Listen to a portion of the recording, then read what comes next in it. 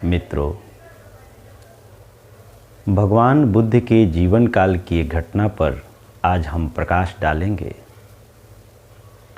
भगवान बुद्ध और सेठ सुदत्त की जीवनी को जानने का हम प्रयास करेंगे। जब भगवान बुद्ध राजगीर में अपने भिक्षुओं के साथ विहार कर रहे थे, वहाँ का एक धनवान सेठ भगवान बुद्ध को भोजन पर आमंत्रित किया था। भगवान बुद्ध की आने की तैयारी में हजारों लोग लगे हुए थे। संयोग से सेठ सुदत्त वहाँ पहुँचे थे। हजारों लोगों को काम करते हुए देख सेठ सुदत्त कहते हैं कि क्या बात है, क्या यहाँ पर सम्राट बिंबिसार आने वाले हैं, जो हजारों लोग उनकी तैयारी में लगे हैं। जिस व्यक्ति से उन्होंने पूछा, उसने कहा कि नहीं। तो फिर कोई विवाह समारोह है? उसने कहा कि नहीं। तो फिर क्या है, इतनी बड़ी आयोजन का तैयारी किस लिए हो रही है?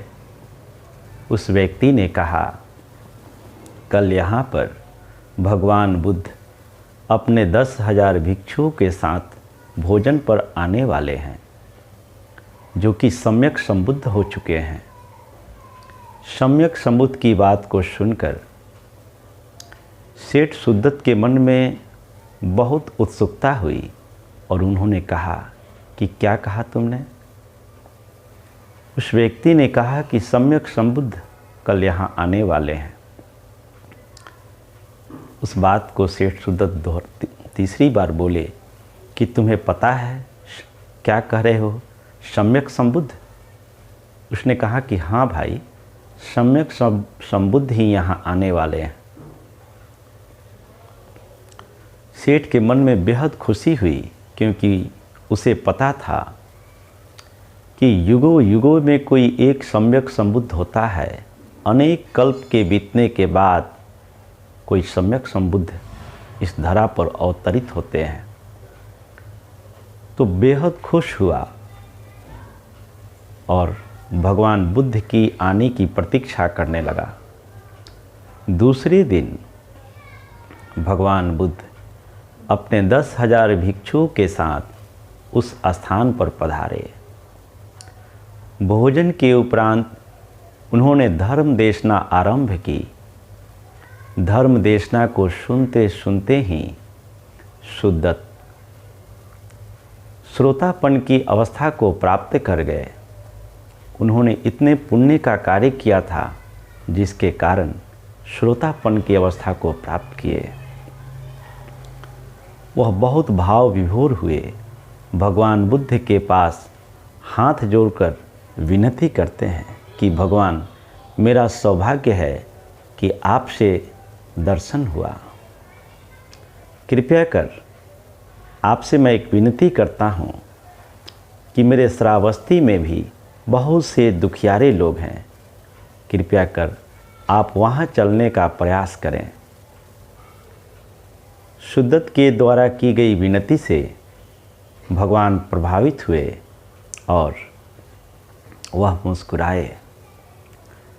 उन्हें मुस्कुराते हुए देख सुदत्त के मन में यह विचार हो गया कि भगवान स्वीकार कर लिए हैं, यह श्रावस्ती अवश्य ही चलेंगे। अब वहाँ से सुदत्त अपनी नगर श्रावस्ती की ओर लौट गया। लौटने के बाद एक उपयुक्त स्थान का चुनाव करने लगा, जहाँ पर भगवान बुद्ध के लिए विहार बनवाया जाए।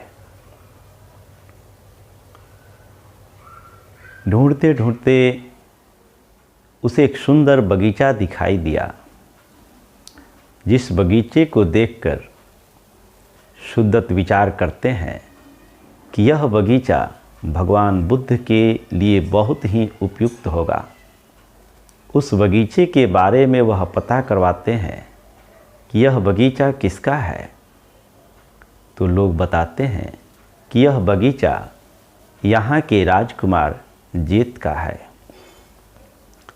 सेठ सुदत्त जेत राजकुमार से मिलने उसके महल में जाते हैं और उससे कहते हैं कि आपका वह बगीचा हमें खरीदना है जो श्रावस्ती नगर से बाहर है।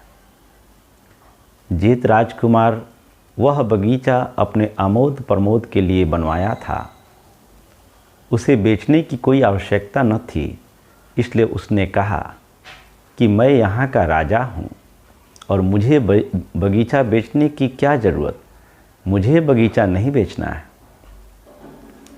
सेठ सुदत्त कहते हैं कि आप जो कीमत बोलें वह मैं देने के लिए तैयार हूँ, लेकिन वह बगीचा तो मुझे खरीदना ही है। जेत राजकुमार कहता है कि तुम्हारे पास इतना धन है कि तुम मेरे बगीचे को खरीद सके। अगर तुम मेरे बगीचा को खरीदना ही चाहते हो तो जाओ, उस बगीचे के भूमि पर सोने के सिक्के बिछाओ और जितने भूमि पर तुम सोने के सिक्के को बिछा सकते हो वह भूमि तुम्हारी।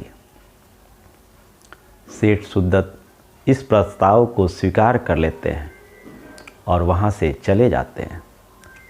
अपने आदमियों को आदेश देते हैं, हजारों बैलगाड़ियों पर सोने का सिक्का भरकर उस बगीचे तक आता है और सैकड़ों लोग सोने के सिक्के उतार उतार कर उस भूमि पर बिछाने लगते हैं। एक सप्ताह बीता। उस बगीचे के 3 हिस्से भूमि को सोने के सिक्के से भर दिया गया। यह सूचना किसी व्यक्ति ने जेत राजकुमार तक पहुंचाई। उसने कहा कि महाराज, वह सेठ आपके बगीचे के 3 हिस्से को सोने के सिक्के से ढक दिया है। राजकुमार को बेहद आश्चर्य हुई कि क्या बात है, सोने के सिक्के के बराबर उस भूमि का कीमत तो नहीं है, जरूर कोई न कोई विशेषता है। अपने रथ पर सवार होकर जेत राजकुमार उस बगीचे में पहुंचा और उस बगीचे को देखकर आश्चर्य से भर गया। वास्तव में बगीचे के 3 हिस्से भूमि को सोने के सिक्के से भर दिया गया था। वह सेठ सुदत्त के पास पहुंचकर कहता है कि अरे, इतनी कीमत इस भूमि का तो नहीं हो सकती। आखिर बात क्या है, इस सोने के सिक्के से भूमि को क्यों ढका जा रहा है? मैं तो सोचता था कि तुम चले गए होगे, लेकिन तुमने तो पूरी भूमि को सोने से ढकवा दिया। सेठ सुदत्त कहते हैं कि राजकुमार, आपको पता नहीं है, इस भूमि पर अगर हीरा भी बिछाया जाए तो भी कम ही है, क्योंकि यहाँ पर भगवान बुद्ध आने वाले हैं और उनके द्वारा दिए गए ज्ञान से किसी एक व्यक्ति का जीवन भी अगर रूपांतरित हो जाए तो उसके सामने यह मेरा सारा धन बहुत ही तुच्छ है। और मुझे विश्वास है कि इस भूमि पर अनेकों लोगों का कल्याण होने वाला है। अनेक लोग शुद्ध धर्म को जानेंगे और अपने जीवन के दुखों से मुक्त हो जाएंगे। इस बात को सुनकर जेत राजकुमार बहुत प्रभावित हुआ और कहता है कि भाई, जो हुआ सो हुआ, यह सारी भूमि मेरे तरफ से दान, और आपने जो सोने के सिक्के इस भूमि पर बिछवाए हैं, यह सारा सोना का सिक्का आप बिहार बनवाने में खर्च कर दें। इस तरह से सेठ सुदत्त ने वहाँ पर 10,000 साधकों को ध्यान करने के लिए सारी व्यवस्थाएं बनवाई। भगवान बुद्ध के रहने के लिए चंदन से एक कुटिया का निर्माण करवाया। 10,000 साधक बैठकर ध्यान कर सके, उसके लिए सारी व्यवस्थाएं की गई। उस समय का सबसे बड़ा ध्यान केंद्र बना, जहां 10,000 साधक एक साथ रहकर ध्यान कर सकें। भगवान बुद्ध श्रावस्ती के उस विहार में अपने जीवन का 24 वर्षावास बिताए। इस तरह शुद्धत के दिए हुए दान से एक बहुत ही महत्वपूर्ण कार्य हुआ।